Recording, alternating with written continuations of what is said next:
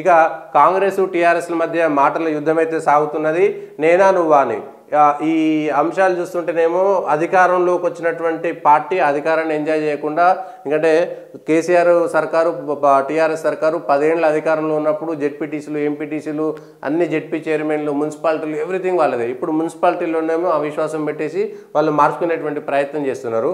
కానీ ఉన్న దగ్గర నిన్న జెడ్పీ చైర్మన్ సందీప్ రెడ్డి ఇస్తున్నటువంటి దాంట్లో కోమటిరెడ్డికి సందీప్ రెడ్డికి తీవ్రమైనటువంటి వాగ్వాదం జరిగింది.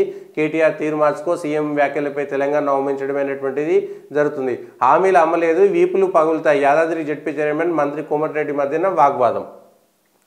ఇది అసెంబ్లీలో కూడా రేపు కనబడేటువంటి అవకాశం ఉన్నది. రేపు కౌన్సిల్లో కూడా జరిగేటువంటి అవకాశం ఉంది. కౌన్సిల్లోనైతే కాంగ్రెస్కి ఇంకా సరైనటువంటి బలం కూడా లేదు. కౌన్సిల్లో ఉండేటువంటి 40 దాంట్లో ఇప్పుడున్నటువంటి దాంట్లో 2 నామినేటెడ్, 2 ఈ ఎమ్మెల్యే కోటలో వేరు. అంతకుముందు జీవన్ రెడ్డి ఒక 5 మంది 6 మంది మాత్రమే కాంగ్రెస్కు ఉన్నారు. మిగిలినటువంటి దాంట్లో మెజారిటీ టీఆర్ఎస్ఏ ఉంది. కాబట్టి కౌన్సిల్లో మళ్ళీ కాంగ్రెస్ పరిస్థితి ఇబ్బందికరంగా ఉంటుంది. రేపు బడ్జెట్ తీసుకురావాలన్నా, బడ్జెట్కు సంబంధించినటువంటి ఆమోదం పొందాలన్నా, ఏదైనా కొత్త బిల్లులు తీసుకురావాలన్నా కూడా పద్దులపైన చర్చ జరిగినా కూడా కాంగ్రెస్కు అసెంబ్లీ కంటే కూడా కౌన్సిల్లో ఇబ్బంది ఎదురయ్యేటువంటి అవకాశం ఉన్నది. ఇప్పటికే నిన్న చేవెళ్లకు సంబంధించిన దాంట్లో పాపం చేవెళ్ళలో కేటీఆర్ మాట్లాడుతుంటే ఇటు రంజిత్ రెడ్డి అటు మహేందర్ రెడ్డి మేము ఇటు ఈ సబితాయింద్ర రెడ్డి కొడుకు కార్తిక్ రెడ్డి మేము వీడు ఎందుకు కూర్చున్నాం అన్నట్టుగా ఫేస్లు పెట్టిరు పాపం. కాంగ్రెస్ పార్టీ పైన మాటల తూటాలు ఇవ్వడం ద్వారా టీఆర్ఎస్లో ఉన్నటువంటి నాయకులను మేము ఆపుకోవాలనేటువంటి పరిస్థితి ఉంది. అయితే చివరికి ఒక మాట కూడా అన్నారు, అభివృద్ధి ధ్యేయంగా 10 ఏళ్ల పాటు పనిచేసిన ఒకరిద్దరు బీఆర్ఎస్ను వీడినా నష్టమేమీ లేదు, వెళ్ళే వారిని ఆపొద్దు, ఆ స్థానంలో కొత్త వాళ్ళు వచ్చే పార్లమెంట్ ఎన్నికల్లో ఓటుతో వేటు వేద్దాం. అంటే టీఆర్ఎస్ నుంచి కాంగ్రెస్లోకి ఎమ్మెల్యేలు కానీ నాయకులు కానీ వెళ్ళిపోతారనేటువంటిది స్పష్టమైపోయింది. ఆ వెళ్ళిపోయే వాళ్ళు ఎట్లాగో వెళ్ళిపోతారు, వీళ్ళు ఏం చేసినా ఆగరు. ఎందుకంటే కాంగ్రెస్ పార్టీ నుంచి కూడా గెలిచిన వాళ్ళు ఆ పార్టీ నుంచి టీఆర్ఎస్కి వచ్చినప్పుడు కూడా ఇదే పరిస్థితి. కాంగ్రెస్ చెప్పినా కూడా లేదంటే ఆగలేదు. ఇప్పుడు కూడా టీఆర్ఎస్ పరిస్థితి అదే ఉంటుంది. టీఆర్ఎస్ను ఇంకో 5 ఏళ్ల పాటు నడపాలంటే ఎట్లాంటి పరిస్థితి ఉంటుంది? ఓవైపు కాంగ్రెస్ పార్టీ టీఆర్ఎస్ను మింగడానికి ప్రయత్నం చేస్తుంది, ఇంకోవైపు బీజేపీ కూడా టీఆర్ఎస్ను మింగడానికి ప్రయత్నం చేస్తుంది.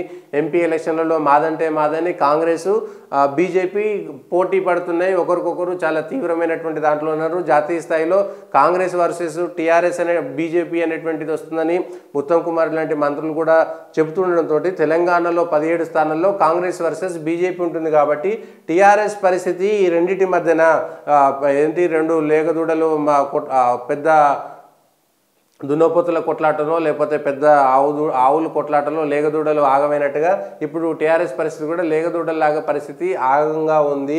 వెళ్ళిపోయేటువంటి వాళ్ళను ఆపేటువంటి పరిస్థితి కనబడతలేదు. ముందుకు చూస్తే పరిస్థితి భయానకంగా ఉన్నది.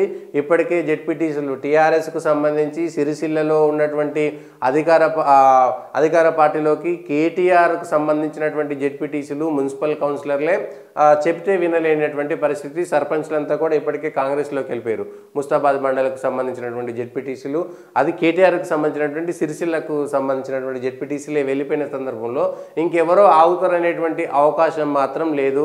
తప్పని పరిస్థితుల్లో టీఆర్ఎస్లో ఉండే వాళ్ళ తప్ప అవకాశం ఉన్న ప్రతి ఒక్కరూ అటు కాంగ్రెస్కు ఇటు బీజేపీకు వెళ్ళిపోయేటువంటి పరిస్థితి మాత్రం కనబడుతుంది. కాబట్టి ఆఖరికి ఆ మాట కూడా మాట్లాడారు, ఇక వెళ్ళిపోయేటోళ్ళని మేము ఏం చేయలేము, వెళ్ళేవారిని ఆపొద్దు, ఆ స్థానంలో కొత్త వాళ్ళు ఒకరిద్దరు వీడినా నష్టమేమి లేదనేటువంటి విషయం చెప్పుకోవాల్సినటువంటి పరిస్థితి.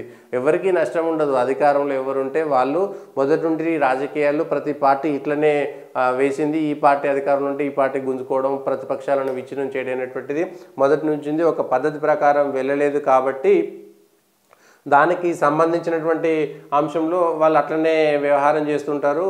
దానికి ఎట్లా మాట్లాడతారనేటువంటి చూడాలి. ఇక ఇంకొక అంశము,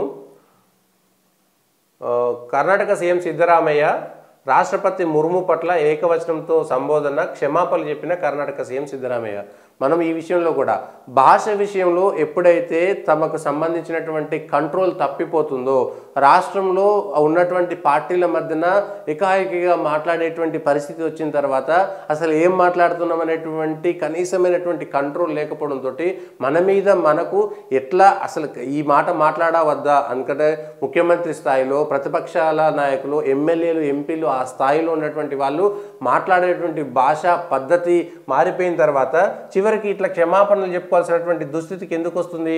రాష్ట్రపతి ద్రౌపది ముర్మును ఏకవచనంతో సంబోధించిన కర్ణాటక సీఎం సిద్ధరామయ్య మళ్ళీ బహిరంగంగా క్షమాపణ చెప్పుకోవాలి. ఇదేంటుంది అడుసు తొక్కనేలా మళ్ళా కాలు కడగనేలా అన్నట్టుగా అదే పరిస్థితి. ఎందుకు ముందుగాల ఇట్లాంటి మాటలు మాట్లాడాలి? మనలో మనం ఎందుకు కంట్రోల్ తప్పిపోవాలి? మాట్లాడేటువంటి మాటలు ఎట్లా ఉన్నటువంటి అంశంలో స్పష్టత లేకపోవడంతో ఇష్టం ఉన్నట్టుగా మాట్లాడి తిరిగి మళ్ళీ వెనక్కి తీసుకోవాలంటే మాట ఇచ్చింది తూట, మాట తిరిగి వెనక్కి రావంటారు చూసారా, అట్లాంటి పరిస్థితే ఉంది.